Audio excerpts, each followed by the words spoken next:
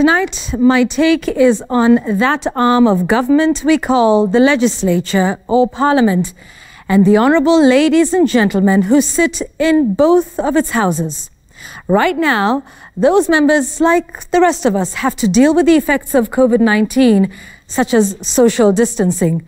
Questions like, how can they debate, pass legislation and scrutinise the actions of the executive while maintaining physical distance? Can democracy be distance-friendly? Our parliament has been conspicuously absent at this critical time.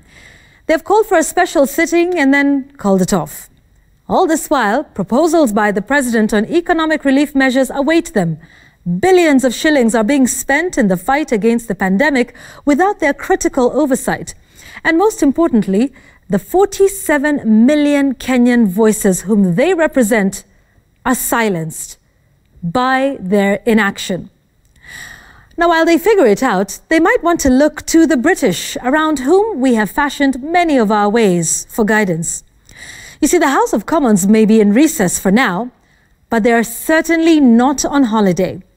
The Speaker of the House of Commons, Sir Lindsay Hoyle, in providing the much-needed leadership and guidance, said this, and I quote, "We are resolved that Parliament should, insofar as possible, continue to fulfill its important constitutional duty of passing legislation, holding government to account, and crucially, representing the views of the people of the United Kingdom and making their voice heard." End quote. And that is exactly what they have done. While our MPs here are fixated on physical meetings in the House, the British MPs have gone virtual, using video conferencing and other digital means to get the job done. The House of Commons Commission held its first virtual meeting to plan for the resumption of Parliament. Meanwhile, the select committees have been hard at work, asking questions about the impact of COVID-19 through emails, conference calls, and digital conferencing. The Business, Energy and Industrial Strategy Committee asked businesses and workers for their experiences. They received over 2,000 emails and tweets. The Transport Committee put questions to the Secretary of State about the underground train, about buses and aviation in a private virtual meeting. The Treasury Select Committee asked for evidence on the government's coronavirus financial package and received over 14,000 responses, which informed a letter to the Chancellor. The Health and Social Care Committee asked about COVID-19 testing, protective gear for healthcare staff. Folks, there's many more examples about how other select committees in the United Kingdom Parliament, that's the House of Commons, are conducting their business virtually and while in recess, no less. But my point is made. Yet here at home, we have a parliament whose majority party Jubilee rode to power on the youth platform, touting themselves as the party of youth, innovation.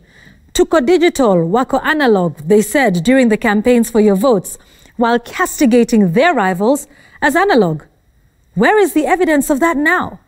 Why should such important decisions be grounded simply because Parliament cannot have a physical meeting?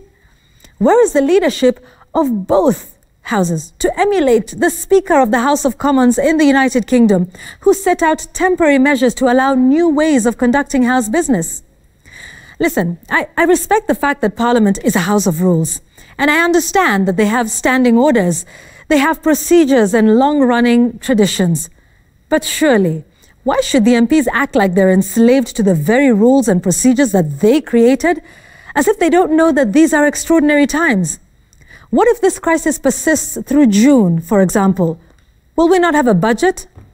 Folks, if our MPs are only useful when they can meet physically, do we really need such type of MPs in the 21st century?